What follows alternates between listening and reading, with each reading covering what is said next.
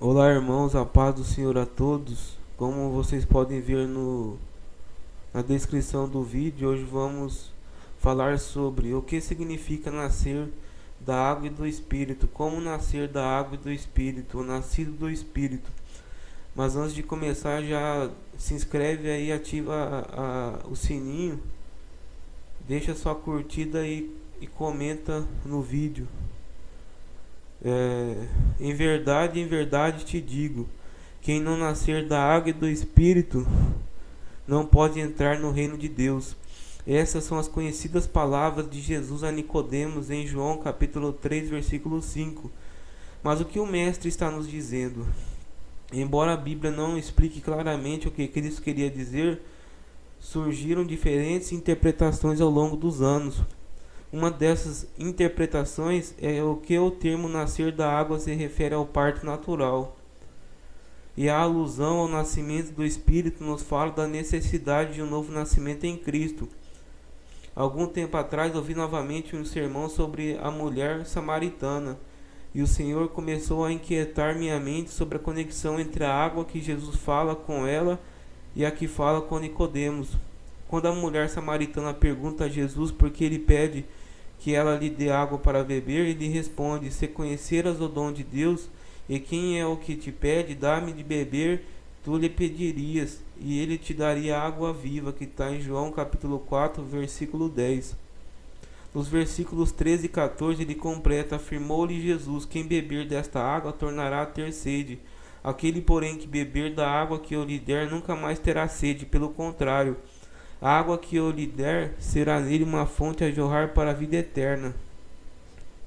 No original, a palavra grega usada para água nessa passagem é idor, que significa água que vem de qualquer um dos reservatórios da terra. E a palavra usada para vivo é zão, proveniente da raiz oé, que se refere não apenas à vida temporal, mas também à vida eterna. Existem outras passagens que usam as mesmas palavras e podem nos ajudar a entender melhor o que Jesus estava dizendo a Nicodemos e a mulher samaritana. Em Apocalipse capítulo 7, versículo 17 nos diz: pois o cordeiro que se encontra no meio do trono os apacentará e os guiará para as fontes da água, idor, da vida, zoe. Apocalipse capítulo 22, versículo 1 é ainda mais específico. Então me mostrou o rio da água viva, idor, da vida, zoe, brilhante como cristal, que sai do trono de Deus e do Cordeiro. A analogia da água para a salvação não era nova para os judeus. Em Isaías capítulo 12, versículo 2 e 3, encontramos o seguinte: eis que Deus é a minha salvação, confiarei e não temerei, porque o Senhor Deus é a minha força e o meu cântico. Ele se tornou a minha salvação. Vós com alegria tirareis água das fontes da salvação. Jeremias capítulo 2, versículo 13 nos diz: porque dois males cometeu o meu povo a mim, me deixaram o manancial de águas vivas, e cavaram cisternas rotas, que não retêm as águas. Nascer do Espírito é mais fácil de entender. Jesus enviou o Espírito da verdade, e é este Espírito que nos convence de nossa culpa, e precisamos reconhecer a Cristo. Quando ele vier, convencerá o mundo do pecado, da justiça e do juízo. Do pecado, porque não crê em mim. Nicodemos era um fariseu, um estudioso da palavra, e a mulher samaritana era inimiga dos judeus. Embora os dois casos sejam diferentes, ambos têm algo em comum: eles não entendiam que Jesus era o Messias. É interessante ver como Jesus trata cada um de maneira diferente. Glória a Deus. A abordagem de Nicodemos foi diferente. Jesus o encorajou a pesquisar as Escrituras, que ele já havia estudado. Nicodemos respondeu: Rabi, sabemos que és mestre vindo da parte de Deus, porque ninguém pode fazer estes sinais que tu fazes, se Deus não estiver com ele. Jesus explica a ele que ele deve nascer de novo. E quando Nicodemos não entende isso, Jesus diz a ele no versículo 5: em verdade te digo, quem não nascer da água e do Espírito não pode entrar no reino de Deus. E quando Nicodemos continua perguntando a ele porque ele ainda não havia entendido, ele responde no versículo 10: tu és mestre em Israel e não compreende essas coisas? O capítulo termina sem nos informar o que aconteceu com ele, dando-nos a impressão de que sua reação não foi tão imediata quanto a da mulher samaritana. Em João 19, no funeral de Jesus, podemos ver que Nicodemos trouxe 100 libras de uma mistura de mirra e aloés para cuidar do corpo de Jesus. Esta é a quantia usada para enterrar um rei. Deus onisciente sabia exatamente o que cada um necessitava, e ainda hoje sabe o que cada um de nós necessita, sua abordagem individual e pessoal. De fato, temos mais conhecimento do que os dois tinham. Sabemos que a água nos limpa e também sabemos que todos pecamos e que precisamos buscar perdão de nosso Deus. Em Hebreus capítulo 10, verso 22 diz: aproximemo-nos com sincero coração, em plena certeza de fé, tendo o coração purificado da má consciência e lavado o corpo com água pura. Esta água pura é o próprio Verbo, Jesus Cristo, e ele deixou seu coração refletido em sua palavra, e ele nos deixou o Espírito Santo para nos guiar. Em Efésios capítulo 5, verso 16, nos fala do sacrifício de Jesus pela igreja, para que a santificasse, tendo-a purificado por meio de lavagem de água pela palavra. Ele pagou o preço de cada um de nossos pecados. Tudo está feito, que diz em Apocalipse 21, verso 6. Tudo está feito, eu sou o alfa e o ômega, o princípio e o fim. Eu, a quem tem sede, darei de graça da fonte da água da vida. Deus é o mesmo ontem, hoje e sempre. Em Hebreus capítulo 13, verso 8. E quando buscamos, encontramos um fio comum que começou em Gênesis e não tem fim. Sua palavra tem profundezas e riquezas que só podem ser encontradas quando examinamos. Glória a Deus. O que significa nascer da água do Espírito? Em João 3, verso 5, em verdade te digo, quem não nascer da água e do Espírito não pode entrar no reino de Deus. O que ele quer dizer com isso? Eu tenho que lhes dizer, ao longo das gerações as pessoas entenderam essa expressão nascer da água e do Espírito de muitas maneiras.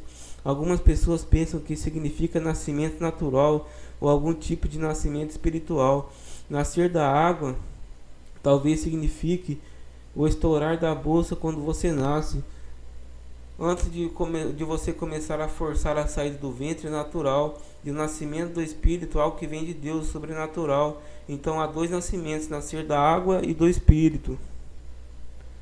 Em outras palavras, nascer de novo é paralelo a nascer da água e do Espírito. Nascer da água e do Espírito não está apontando para dois nascimentos. Nascimento 1, nascer da água. Nascimento 2, a parte de nascer de novo. Toda a expressão nascer da água e do Espírito é paralela a nascer de novo. Então, o que João quer dizer com isso? O que Jesus quer dizer com isso?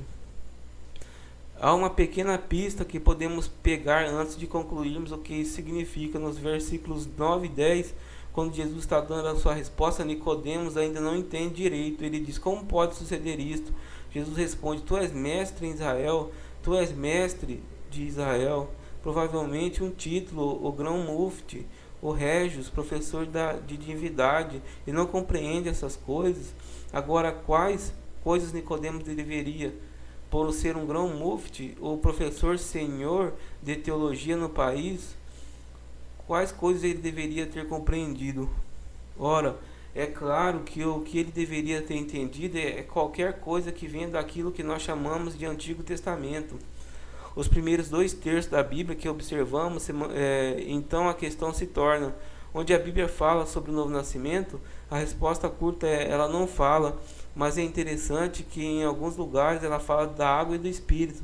Em outras palavras, quando Jesus diz o nascimento de que estou falando, é aquele da água e do Espírito.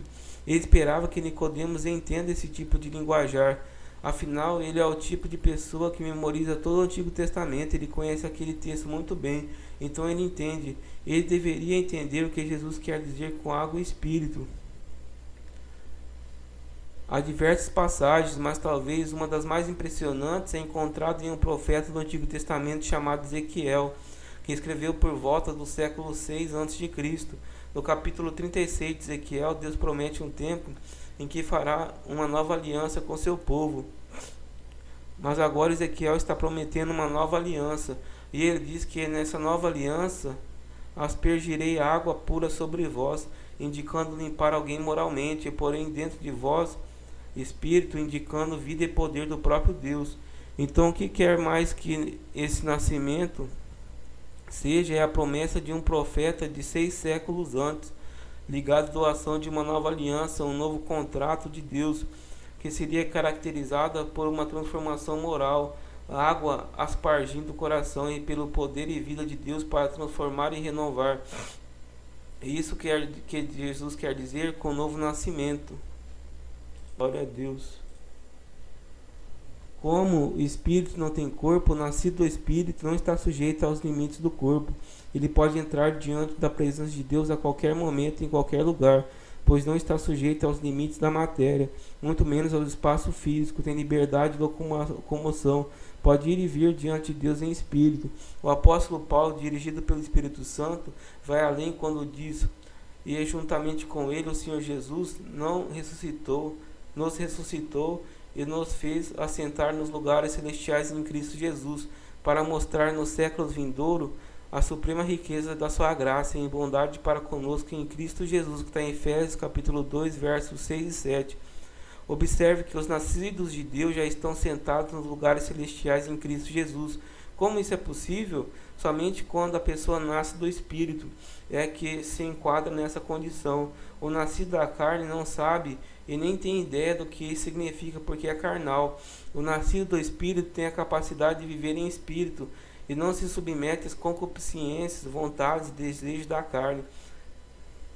É o caso do eunuco, por exemplo. O Senhor disse: porque há eunucos de nascença, há outros a quem os homens fizeram tais, e há outros que a si mesmos se fizeram eunucos por causa do reino dos céus. Quem é apto para admitir, admita, que está em Mateus capítulo 19, verso 12. Há pessoas que se fazem eunucas, ou seja, sacrificam seus desejos sexuais objetivando o reino dos céus. Quando a pessoa não é nascida do Espírito, não consegue entender as coisas de Deus. O Senhor Jesus disse que o nascido do Espírito é Espírito, isto é, o nascido do Espírito é espiritual, tem a sua natureza espiritual, enxerga com olhos espirituais, tem entendimento espiritual, enfim, há um relacionamento estreito dele com Deus, porque Deus é Espírito.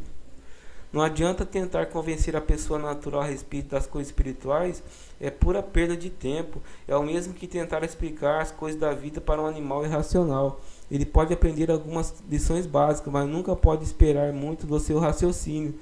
Assim é a pessoa não nascida do Espírito, sua natureza é carnal, bem como todo o seu interior. Ele pode até entender certos ensinamentos bíblicos, porém jamais terá acesso à visão de Deus. Paulo chama o não nascido do Espírito de homem natural. Ora, o homem natural não aceita as coisas do Espírito de Deus, porque eles são loucura, e não pode entendê-las, porque elas se discernem espiritualmente, que está em 1 Coríntios capítulo 2, verso 14. As coisas espirituais se discernem espiritualmente, e são direcionadas somente para pessoas espirituais. Portanto, não adianta buscar informação espiritual em um seminário, pensando em alcançar a espiritualidade, porque isso nunca pode acontecer. Claro que se em um determinado seminário fossem tirados momentos para buscar a face de Deus, pode acontecer perfeitamente o milagre do novo nascimento do Espírito, mas os estudos teológicos jamais capacitam pessoas ao novo nascimento. Que Deus ilumine o nosso entendimento. Então, vou finalizar esse vídeo por aqui, pessoal. Até o próximo vídeo. A paz do Senhor a todos. Até a próxima.